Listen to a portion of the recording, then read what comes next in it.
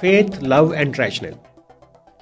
NARTV का जुमेरात का ये सिलसिला। और आपको पता है पिछली जुमेरात को हमने गुफ्तगू का सिलसिला छोड़ा था कि अवाम का शऊर कैसे बेदार होगा और तालीमी इदारे जो हैं अगर जब तक उनमें ट्रांसफॉर्मेशन नहीं आएगी कोई इल्मी फ़िक्री जो है तहरीक पाकिस्तान से नहीं उठ सकती। हाँ ये है कि यहाँ पे मुख्तलिफ़ तरह के रुझानात चलते रहेंगे। जो मजहबी हलके हैं उनका तो वैसे कम राब्ता है बाकी मज़ाहिब के साथ, और इवन के जो आलम इस्लाम के अंदर जो बात और चल रही है सियासत पे, दानिश पे, फ़िक्र पे, समाज पे, कल्चर पे, गवर्नेंस पे, उससे बहुत ही कम वाकिफ़ हैं, लेकिन अपनी ही डिबेट के अंदर फंसे हुए हैं और वो सेक्टेरियन डिमेंशन के अंदर है, डायमेंशन में है। वो कभी पॉलिटिक्स के अंदर चली जाती है, कभी वो ज़्यादा से ज़्यादा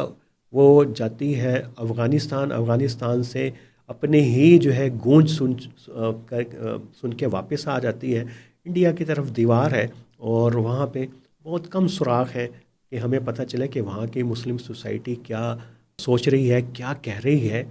क्योंकि रियासत ने एक बड़ी दीवार खड़ी की हुई है। कुछ मजहबी इदारों ने उसमें सुराख बनाए हैं लेकिन इतने बड़े नहीं हैं कि वो दोनों एक तरफ की बात को सुन सकें, समझ सकें। इंडोनेशिया तो बहुत ही दूर की बात है। तो इस हालात के अंदर ज़ाहिर है कि सोसाइटी जब इल्म का फुकदान हो, ज़वाल पजीर हो, नॉलेज इकॉनमी जो है वो उसके फैलने फूलने की शरह जो है इंतहाई स्लो हो, तो फिर मौलवी जो है माशरे को, उसके जहन को कंट्रोल करता है। और अगर कोई कहे कि आज के दौर का सबसे बड़ा साया जिन क्या है, तो वो आज का यही मौलवी है। और आज के हमारे प्रोग्राम का मौजू है कि मौलवी की किस बात पर एतबार करें। देखिए ये तो आपको पता है कि जब आप बीमार हों, अगर आप थोड़े से भी साहिब हैसियत हैं तो आप अच्छे डॉक्टर को तलाश करें। जब आपने घर बनाना हो, घर की मरम्मत करवानी हो, अच्छे मिस्त्री को तलाश करते हैं, बेशक जो है वो उसको आप कुछ पैसे ज़्यादा दे दें। अपने बच्चे को तालीम दिलवानी हो, अच्छे स्कूल, अच्छे उस्ताद का इंतखाब करते हैं। तो मौलवी की बात सुनने के लिए हम जो है उसका अच्छा इंतखाब क्यों नहीं करते? क्या हम अपने इमाम मस्जिद के बारे में जानते हैं कि उसका क्वालिफ़िकेशन क्या है, मदरसे की किस दर्जे तक उसने तालीम हासिल की है, कहाँ से हासिल की है, उस मदरसे का बैकग्राउंड क्या था, वो सेक्टेरियन था क्या नहीं था? वैसे तो ये अजीब सी बात है क्योंकि ये एक बड़ा पैराडॉक्सिकल सूरत हाल है कि बाज़ दफ़ा नमाजी जो है वो ऐसे मौलवी को लाते हैं जो उनके सेक्टेरियन ख़यालात से मुताबिकत रखता हो, और फिर मस्जिद कमेटियाँ बनती हैं और बस वो जो है जो उनके ख़ताबत के जोहर बखेर सकता हो, जज्बात को गरमा सकता हो। ये भी इंटरटेनमेंट का ज़रिया जो है लोगों ने मौलवी को बना लिया है। जुम्मे के खुतबे को, उसकी तकरीर को, मगरिब इशा के बाद उसके दर्स को वो एक इंटरटेनमेंट के तौर के ऊपर, और इंटरटेनमेंट होती है नफ़रत की इंटरटेनमेंट। आपको बड़ी हंसी आती है, गुस्सा आता है जब मौलवी किसी दूसरे फ़िरके के मौलवी को, फ़िरके को गाली देता है, जुगत लगाता है, उसके ऊपर लतीफ़ा घड़ता है, तो तब आपको बड़ी तस्कीन होती है दिल के अंदर।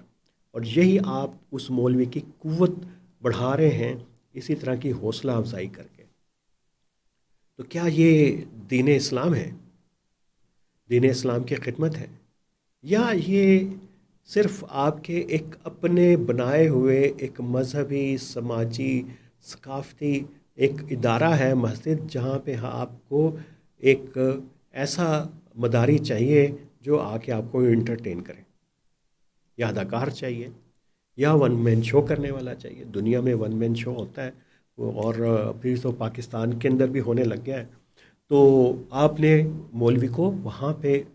उस दर्जे के ऊपर फाइज किया, और मौलवी बड़ा खुश है इस सारे चीज़ को लेके, क्योंकि उसकी जो है रोज़ी रोटी भी चलती है, उसका जो है हुजरा भी महफूज है, उसके साथ वो मदरसा भी बना लेता है, उसको चंदा भी मिलना शुरू हो जाता है, उसके यहाँ जो है वो फिर उसका گھر بڑا ہونا شروع ہو جاتا ہے، اس کے پاس گاڑی بھی آ جاتی ہے، وہ پھر قبضہ بھی کر لیتا ہے ساتھ والی جگہ کے اوپر، اور لوگ، اور جب حکومت اس کے اوپر ایکشن لینے لگے تو لوگ، وہی لوگ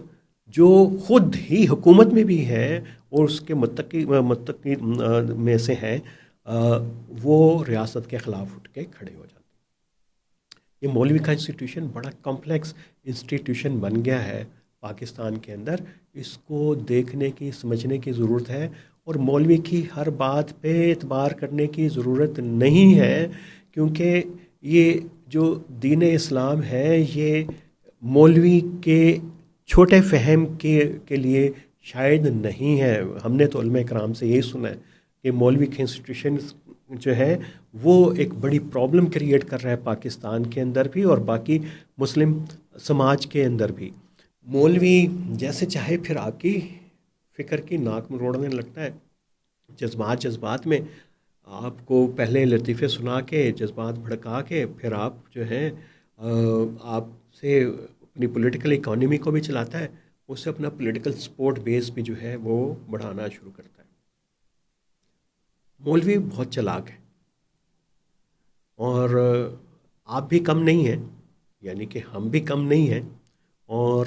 ہم اس چلاکی کی دوڑ کے اندر اپنا بہت سارا نقصان کر رہے ہیں۔ ہمیں مولوی کی وہی بات، سستی جذباتی بات چاہیے جو ہم سننا چاہتے ہیں، اس سے کوئی ہم علمی بات، کوئی کام کی بات، کوئی یہ بات کہ حلال حرام کی بات، جائز ذرائع سے پیسہ کمانے کی بات، رشوت خوری کے خلاف، کیونکہ اس کے جو سامنے بیٹھے ہوئے ہوں گے سارے وہی کام کر رہے ہوں گے جن کی ممانعت ہے، اور مولوی ان کی توجہ بھی ان کے سامنے پیش کرتا ہے ان کے غلط کاموں کی، لیکن اس کی ڈائریکشن جو ہے نفرت پھیلانے کے اوپر ہوگی دوسرے کی طرف، دوسرے فرقے کی طرف، مذہبی لوگوں کی طرف۔ تو مولوی کی پورا مائنڈ سیٹ جو ہے وہ پھر معاشرے کا مائنڈ سیٹ بنتا ہے، اور یہ مائنڈ سیٹ اتنا خطرناک ہے کہ آپ جذباتی سے جذباتی ہوتے جاتے ہیں، اور آپ کے پلے جو ہے عقل کی بات پڑھنا کم سے کم ہوتی چلی جاتی ہے۔ کوئی اگر آپ سے کوئی ریشنل انداز میں بات کرے، کوئی لاجیکلی بات کرے، تو وہ بات آپ کو سمجھ نہیں آتی، کیونکہ آپ عادی ہو چکے ہیں اتنا سن سن کے کہ کوئی الگ سے بات سے ایک دم آپ کے جذبات بھڑک اٹھتے ہیں، اور آپ اس کو طے کر دیتے ہیں کہ یہ ہمارے میں سے نہیں ہے، یہ تو دوسروں میں سے ہے، باہر سے ہے۔ کبھی اس کے اوپر جو ہے احمدی کا، کبھی کرسچن کا، کبھی کوئی لابی، کبھی انڈیا کا لیبل لگا کے ہم اس کو علیحدہ کرتے چلے جاتے ہیں۔ لیکن میں آپ کو بتاؤں کہ مولوی کے انسٹیٹیوشن کی سکروٹنی بہت ضروری ہے، اتنی ہی ضروری ہے کہ جتنی ایک اچھے ڈاکٹر کی، انجینئر کے لیے ضروری ہے، باقی پروفیشنز کے لیے ضروری ہے۔ اور اگر مولوی کا انسٹیٹیوشن ٹھیک ہوگا، اگر مولوی کا کام صرف یہی ہو کہ نماز پڑھائے اور جتنی ہیں باقی جو امور ہیں عبادات سے متعلق، تب وہاں تک یہ ٹھیک ہے۔ اگر آپ ایک مڈل پاس ایک مولوی سے ہی توقع رکھیں، اگرچہ وہ بی اے بھی کر لے تو تب بھی اس سے یہ رکھیں، شہادت العالمیہ بھی کر لے، کہ وہ آپ کو کوئی بہت ہی گہری بڑی علمی بات کر سکے گا، ممکن نہیں ہے۔ اس کی گریپ جو ہے وہ بہت ہی محدود نالج کے اوپر ہوتی ہے، یہ ہمیں سمجھنا پڑے گا۔ اور مدارس کے کریکولم کے اندر ویسے بہت ساری کتابیں، ان کے پاس استاد ہی نہیں ہیں، صرف گنے چنے سبجیکٹ جو ہیں پڑھائے جاتے ہیں، لیکن مائنڈ سیٹ جو کریٹ کرتا ہے، بناتا ہے مدرسہ، وہ بہت ہی کنزرویٹو ہے، لیتھل ہے۔ اور یہاں پہ ایک اور بات کہ بعض دفعہ ایک پیسو سا مائنڈ ہوتا ہے، یہ مولوی کا جب اکیلا بیٹھا ہو تو یہ بہت ہی پیسو ہوتا ہے، لیکن یہ پیسو بہت خطرناک ہو جاتا ہے جب یہ کلیکٹیولی ایکٹ کرتا ہے، بیہیو کرتا ہے، جب سڑکوں کے اوپر آتا ہے، جب اس کو ملٹیپلائی کرنے کے لیے جو ہے وہ لوگ ملتے ہیں، آڈینس ملتی ہے، تو یہ پھر کھڑا ہو جاتا ہے چھوٹی چھوٹی بات کے اوپر۔ اس کو کوئی ہلکی سی بات پتہ چلے، یہ بغیر تحقیق کے جو ہے وہ اعلان کر دیتا ہے۔ بہت سارے واقعات پاکستان کے اندر ہوتے ہیں کہ کوئی بے حرمتی کا واقعہ ہے، اور بعد میں پتہ چلتا ہے تحقیق کے بعد کہ وہ ویسے نہیں تھا، لیکن مولوی چونکہ اس کی اکانومی چلتی ہے اس کے اوپر، وہ فوراً سے اٹھتا ہے، بھڑکتا ہے، اپنا مائک کھولتا ہے، ہمارے جذبات کو جو ہے وہ بھڑکاتا ہے، اور ہم جو ہجوم کی صورت میں جو ہے پاگلوں کی طرح لوگوں پہ، کمزور لوگوں کے اوپر، ذہنی طور پہ معذور لوگوں کے اوپر پل پڑتے ہیں، اپنے سے کمزور لوگوں کے بستیوں کو اجاڑ دیتے ہیں، کو آگ لگا دیتے ہیں، اپنے سے کمزور کم نمبر والوں کے گھروں کے اندر گھس جاتے ہیں، ان کے فریج کھولتے ہیں، چیک کرتے ہیں، ان کو سڑکوں پہ روک کے ان سے کلمہ پوچھتے ہیں، ان کی تحقیر کرتے ہیں. تو یہ ایک سماج ہے، اور یہ بہت ہی خطرناک سماج ہے. یہ اس کا کمپیریزن جو ہے انڈیا کے کچھ علاقوں کے ساتھ ہو سکتا ہے، بنگلہ دیش کے ساتھ کچھ علاقوں کے ساتھ ہو سکتا ہے، لیکن یہ جو مائنڈ سیٹ ہے، نہ تو ان کو کہیں آگے لے کے جانے والا ہے، نہ ہمیں کہیں آگے لے کے جانے والا ہے. تو یہ بہت ہی خطرناک انسٹیٹیوشن ہے. اس کے اوپر چیک رکھنے کی ضرورت ہے، اس کے کوالیفیکیشن دیکھنے کی ضرورت ہے، مسجدوں میں پڑھے لکھے عالموں کو لانے کی ضرورت ہے. اگر کوئی مولوی جتنا چرب زبان ہو، خطابت جتنا آگے ہو، لیکن اس کے لیے کوئی علمی معیار ہونا چاہیے. حکومت سے تو ہم توقع نہیں رکھ سکتے، جیسے کہ کئی اسلامی ممالک میں ہے، ترکی میں ہے، کہ خطیب ایجپٹ میں ہے جو خطبہ ایک ہی ریاست کی طرف سے دیا گیا وہ پڑھیں گے، وہ کوئی اضافی بات نہیں کریں گے، صرف وہ ملٹی پلائر ہیں، کنوے کرنے والے ہیں میسج، جو ریاست اور ریاست کے جو اسلامی ادارے ہیں. جب تک مولوی کا انسٹیٹیوشن چیک میں نہیں آئے گا، ہمارے ارد گرد نفرت رہے گی، ہم اچھا نہ سوچ سکیں گے، اور ہمیں غصہ بہت آئے گا. غسیلی سوسائٹی بنے ہوئے ہیں ہم، اور غسیلے ہوتے چلے جائیں گے. جہاں پہ کچھ تھوڑی سی چیز ہوگی دنیا کے سیاسی منظرنامے پہ، فوراً ہمارے جو جذبات کو ٹھیس پہنچے گی. پاکستان کے اندر کوئی چھوٹی سی معمولی بات ہوگی کوئی کم نمبر والے لوگوں کی طرف سے، تو ایک دم سے ہمارے جذبات بھڑکیں گے. تو یہ جو ہے کوئی بہت اچھا رویہ نہیں ہے. تو آخر میں بس میں آپ کو کوٹ آف دا ویک آج سے ہم شروع کر رہے ہیں کہ ہر جمعرات کو جب ہم یہ کریں گے فیتھ، لو اینڈ ریشنل، تو ایک کوٹ بھی ہم آپ کو سنائیں گے. تو آج کا کوٹ میں نے لیا ہے عام فکری مغالطے، علی عباس جلال پوری کی کتاب سے، اور یہ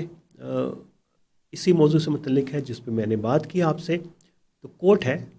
ہم ان عقائد کو جو ہمیں ورثے میں ملتے ہیں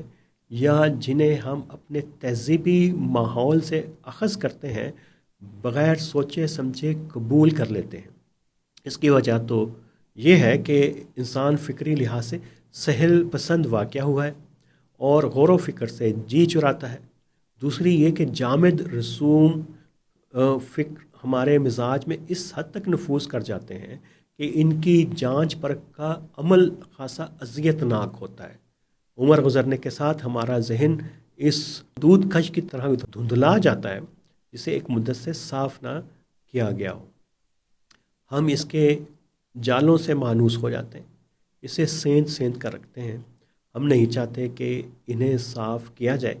ہم ڈرتے ہیں کہ انہیں جھاڑ پونچھ دیا گیا تو روشنی کی چمک سے ہماری آنکھیں خیرہ ہو جائیں گی، اور وہ شکوک و شبہات جو ابہام کے پرسرار دھندلکوں میں لپٹے ہوئے تھے، اجاگر ہو کر ہمیں پریشان کرنے لگیں گے. ظاہر ہے کہ تعصبات اور کی تاریکی خواہ کتنی ہی پرسکون ہو، فکری صداقت کی روشنی کا نعم البدل نہیں بن سکتی. یہیں پہ آج کی بات کا اختتام کرتے ہیں.